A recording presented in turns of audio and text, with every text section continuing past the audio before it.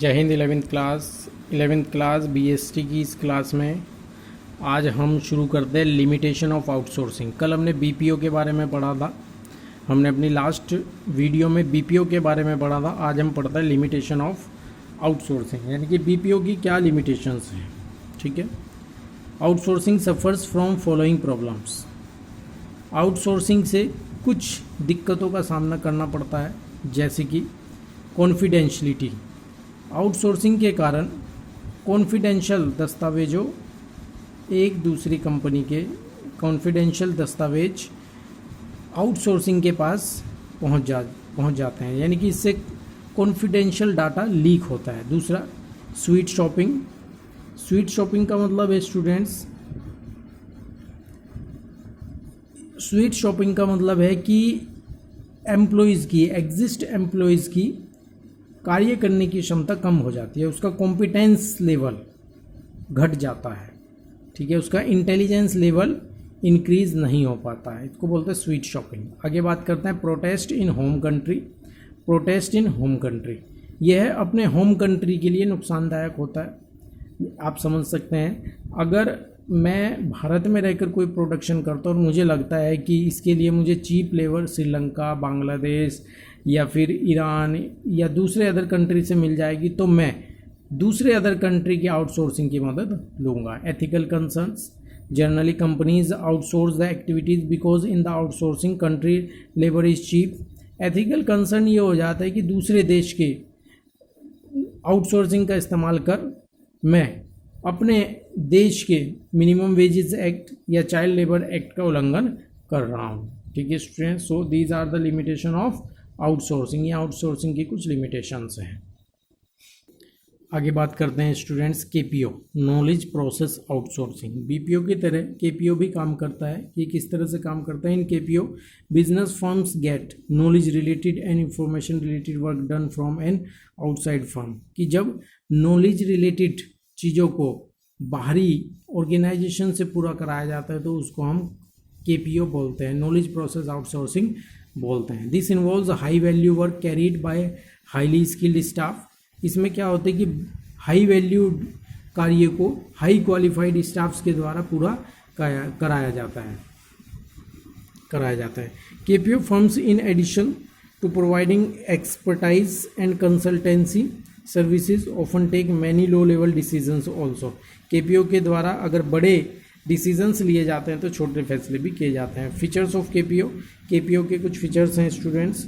Features of KPO. Main difference between BPO and KPO is that KPO usually focused on knowledge initiative business. KPO और BPO में क्या difference है? सबसे बड़ा difference ये है कि केपीओ नॉलेज बिजनेस प्रोसेस के लिए काम करता है। ठीक है, नॉलेज इनिशिएटिव बिजनेस प्रोसेस के लिए काम करता है। The main aim of KPO is to create value for client.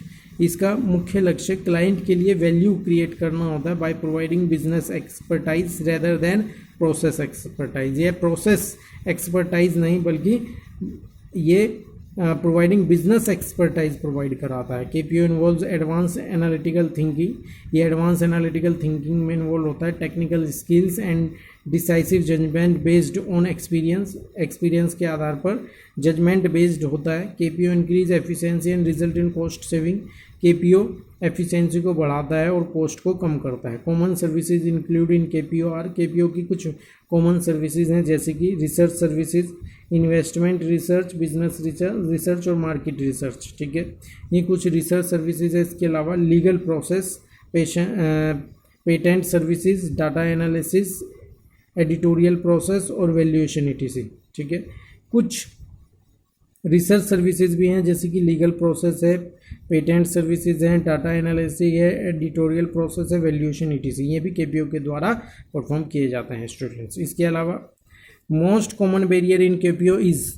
KPO की सबसे कॉमन बैरियर क्या है? केपीओ की barrier, most common barrier in KPO is process transparency. Mainly many organizations cannot find out which decisions are taken by whom and really so much on informal social process।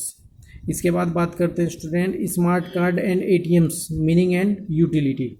Smart cards और ATMs क्या होते हैं? Smart cards smart card is small plastic card. Small ATM card एक small plastic card होता है embedded with a memory chip, जिसमें एक memory chip लगी होती है। Often a micro processor and a battery used for information storage management and authentication. इसमें security के लिए डाटा को स्टोरेज करने के लिए माइक्रो प्रोसेसर होते हैं। It looks like and also works like a credit card. ये क्रेडिट कार्ड की तरह काम करता है, but it is not having magnetic strip on its back. लेकिन इसके बैक साइड में मैग्नेटिक स्ट्रिप्स नहीं होती है। ये smart card is more secure than a magnetic strip card. यह मैग्नेटिक स्ट्रिप कार्ड से कहीं ज़्यादा सिक्योर होता है। It is mostly use as a financial transaction. इसको ज़्यादातर फाइनेंशियल ट्रांजेक्शन करने के लिए इस्तेमाल किया जाता है। Card as it can be loaded with digital money and can be used till the balance is zero. इसका इस्तेमाल जब बैलेंस जीरो हो जाए तब इसका इस्तेमाल किया जाता है, और ख़ास तौर पर डिजिटल मनी करने के लिए इसका इस्तेमाल किया जाता है। Example SIM card, health care card, metro card are the example of smart card. Utility application of smart card. Smart card की क्या उपयोगिता है? यूटिलिटी मीन्स उपयोगिता। टेलीकम्युनिकेशन के लिए the most important application of smart card is in telecommunication. Telecommunication का सबसे महत्वपूर्ण उपयोग स्मार्ट कार्ड का सबसे महत्वपूर्ण उपयोग टेलीकम्युनिकेशन के फील्ड में है। जैसे कि आप सिम का इस्तेमाल करते हैं, सब्सक्राइबर आइडेंटिटी मॉड्यूल। सिम का मतलब क्या होता है स्टूडेंट? Subscriber identity module. ठीक है, सिम कार्ड के लिए इसका बेहतर उपयोग टेलीकम्युनिकेशन कंपनीज करती हैं। दूसरा, loyalty and stored value. Various chain stores offer discount and other services facilities to their loyal customer through this smart card. इस स्मार्ट कार्ड के माध्यम से बहुत सी चेन स्टोर्स डिस्काउंट देने का काम करते हैं। E commerce. Smart cards are very often used in e commerce for storing information of customers and also for making payments. ज़्यादातर इसका इस्तेमाल ई कॉमर्स के द्वारा किया जाता है, जहाँ पर कस्टमर्स की इंफॉर्मेशन को स्टोर करने के लिए और पेमेंट्स करने के लिए इसका इस्तेमाल होता है। Banking issues smart card. Bank issues smart card. Bank भी स्मार्ट कार्ड्स इशू करते हैं, जैसे कि आपने देखा होगा many banks are also issuing smart cards for their customers.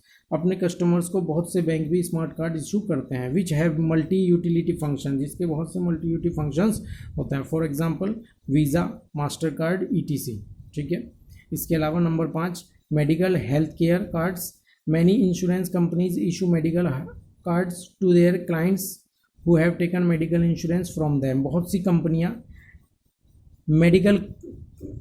Medical health care card भी बनाती हैं। ठीक है, मेडिकल जो कि अपने क्लाइंट को देती हैं। This card can be use to get cashless benefits from hospital by showing that card. इस कार्ड को दिखाकर कैशलेस बेनिफिट्स प्राप्त किए जा सकते हैं। ठीक है स्टूडेंट्स, इसके अलावा ये हमारा लास्ट टॉपिक है इस चैप्टर का। ई बिजनेस का ये लास्ट टॉपिक है। एटीएम आप सभी के फादर्स, आप लोग भी यूज़ करते हैं। Automated teller machine. एटीएम की फुल फॉर्म बहुत पूछे जाने वाला एक सब्जेक्ट है स्टूडेंट्स। ऑटोमेटेड टेलर मशीन, इसको ऑटोमेटिक टेलर मशीन नहीं बोलते हैं, कुछ लोग इसको ऑटोमेटिक टेलर मशीन बोलते हैं। ये ऑटोमेटिक नहीं, ऑटोमेटेड टेलर मशीन होती है। The person who makes payments and accept deposit in bank is known as teller. वह व्यक्ति जो बैंक में पैसा जमा करता है और निकालता है उसको टेलर बोलता है। The ATM refers to mechanical and automatic teller which can do a teller job 24 hours a day at less than half the cost of human tellers. ये किसी भी ह्यूमन व्यक्ति की तुलना में 24 घंटे काम कर सकती है। To use an ATM you insert a plastic card in the machine and enter your identification code. आप इसका इस्तेमाल करने के लिए इस प्लास्टिक कार्ड को मशीन के भीतर डालते हैं और अपनी आइडेंटिफिकेशन कोड डालकर आप इसका इस्तेमाल कर सकते हैं। If the code match the machine respond by giving cash taking deposit. अगर कार्ड मैच हो जाता है तो आप मशीन से कैश विड्रॉ करा सकते हैं और कैश डिपॉजिट भी करा सकते हैं। There are 2 primary types of ATM. ATM के 2 टाइप्स होते हैं। पहला ATM basic unit which allows to customer to only withdraw cash and receive a report of the accounts balance. दूसरा the complex ATM card, the machine accept deposit facilities, credit card payment and gives complete account information.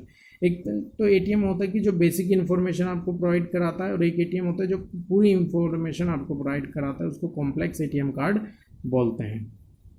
ठीक है students, आज ये हमारा chapter पूरा हो गया ई business. इसके बाद नेक्स्ट चैप्टर हम पूरा करेंगे। इस चैप्टर को आप कंप्लीट करेंगे और इसके लिए अपनी नोटबुक प्रिपेयर करेंगे। ठीक है स्टूडेंट्स, इसके कुछ ग्लिम्स आपको दिए हुए हैं, आप देख सकते हैं ग्लिम्स इसमें क्या क्या है। ये ग्लिम्स दिए हुए हैं, meaning and scope of e business बताया गया चैप्टर के एंड में। ये है ई बिजनेस वर्जी ई कॉमर्स को डिफाइन किया गया, अपॉर्चुनिटीज़ ऑफ ई बिजनेस को बताया गया, ट्रांजेक्शन्स के बारे में बताया गया, security problem related, security problems related to e business में क्या क्या सिक्योरिटी प्रॉब्लम्स आते हैं, resources required for successful implementation of e business, ये सभी पॉइंट्स हम स्टडी कर चुके। आगे आउटसोर्सिंग के बारे में बताया स्टूडेंट्स, बीपीओ और केपीओ के बारे में हमने पढ़ा है, लिमिटेशन ऑफ आउटसोर्सिंग पढ़ी है, और नॉलेज प्रोसेस आउटसोर्सिंग के बारे में हमने पढ़ा है। इससे रिलेटेड बहुत सारी केस स्टडी भी होती हैं, उनको आप तैयार करेंगे। कहीं भी कोई प्रॉब्लम अगर आपको हुई तो उसके बारे में हम डिस्कस करेंगे। स्टूडेंट, नेक्स्ट वीडियो में हम अपना चैप्टर नंबर 6 शुरू करेंगे, जिसमें social responsibilities of business and business ethics होंगी। ठीक है, जिसमें क्या होंगी, social responsibilities of business and business ethics. ठीक है, ओके स्टूडेंट, जय हिंद, थैंक यू।